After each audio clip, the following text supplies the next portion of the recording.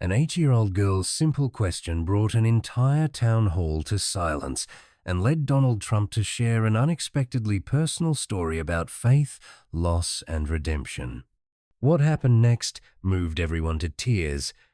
The fellowship hall of a church in Shreveport, Louisiana, usually filled with the sounds of Bible studies and Sunday gatherings, carried a different atmosphere that evening. The air buzzed with murmured conversations and the occasional scrape of folding chairs against the polished floor. At the front of the room stood Donald Trump's unmistakable presence filling the modest space. His signature gestures and distinctive complexion were instantly recognizable. But tonight, something was different. There was a subdued quality to his demeanor, as if he sensed the weight of the moment. The audience consisted of local families, retirees, and curious residents eager to hear him speak. Among them sat 8-year-old Lily, a small but determined figure in her Sunday best. She clutched a worn, leather-bound, Biblia-cherished heirloom passed down from her late grandmother. Its faded gold lettering bore witness to years of devotion. Before arriving, her mother had whispered to her, "You can ask him, but only if you're brave enough, and only if you truly mean it." Lily had nodded, her heart pounding in her chest. For weeks, she had rehearsed her question, scribbling it in her notebook during recess and whispering it to herself at night. It wasn't a fleeting curiosity, it was something that weighed heavily on her young heart. As the evening unfolded, Trump spoke about policies, achievements, and the future of America.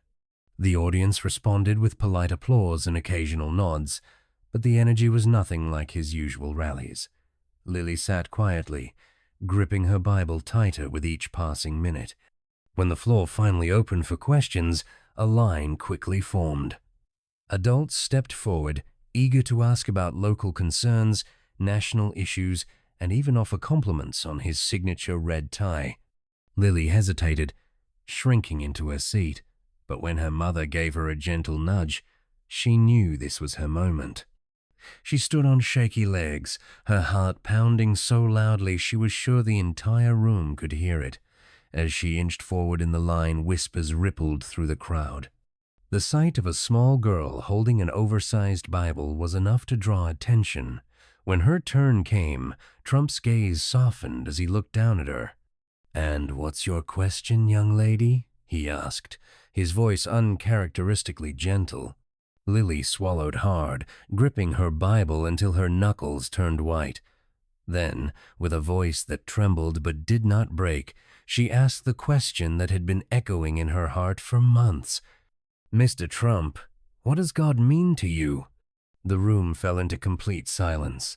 Every eye shifted between the little girl and the former president. It was as if her words carried a weight far beyond her years. Trump, a man known for his quick comebacks and unwavering confidence, did not respond immediately. Instead, he studied her face, then the Bible she held so tightly. Something in his expression changed. For a long moment he said nothing. The silence was thick, expectant. Finally, he let out a slow breath and leaned slightly against the podium. "That's a big question," he admitted, his voice steadier now. "And it's not one I've always had the answer to." The admission surprised many. Trump was known for his boldness, his certainty, but here, before a child's innocent question, he showed something else: vulnerability.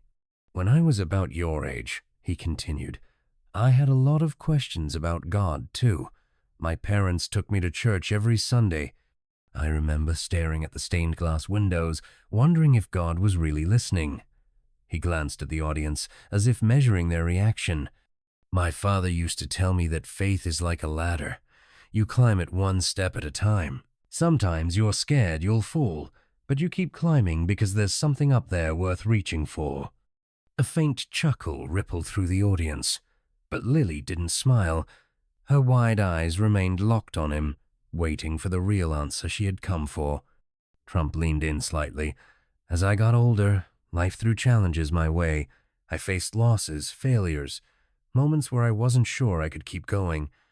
In those times, I didn't always feel God was with me. Sometimes I was angry. Sometimes I thought maybe he'd given up on me. The room remained captivated. This wasn't political rhetoric, it was something raw, something real. But I'll tell you this, he continued, his voice firming. Even in my worst moments, I realize that faith isn't about always having the answers. It's about believing that even when you don't see the whole picture, there's a purpose. Lily's grip on her Bible loosened slightly. Her wide eyes glistened under the fluorescent lights. And God, to me, he said slowly, is that purpose.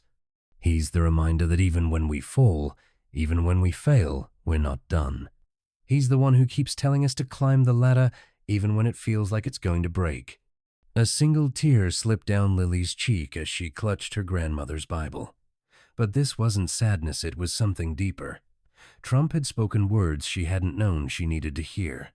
He seemed to recognize the significance of the moment and took a step away from the podium. "What's your name?" he asked gently. "Lily," she stammered, barely above a whisper. "That's a beautiful name," he said with a faint smile. "You know, Lily, sometimes the simplest questions are the hardest to answer, and sometimes they remind us of what really matters." Lily nodded. "My grandma used to say that too," she whispered. "She said God is always listening, even when we don't hear him." Trump's expression flickered with something unspoken, a mix of admiration and understanding. He turned back to the crowd. "You know, this little girl just asked a question that most adults are too afraid to ask," he said. "What does God mean to us?" It's not an easy question, because it forces us to look inward to face our fears, our doubts, and our flaws. The room was utterly still. In that moment, Lily wasn't just a little girl with a Bible, she was a symbol of something much bigger. Her courage had transformed a political event into a deeply personal reflection on faith and humanity. As Trump continued, his words resonated in a way that went beyond politics. He spoke of loss, of his brother Fred, of moments of doubt and redemption.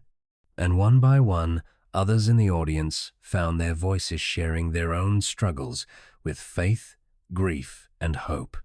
By the end of the night, the town hall wasn't just about policies or debates. It was about connection, about the courage to ask difficult questions and the humility to seek answers.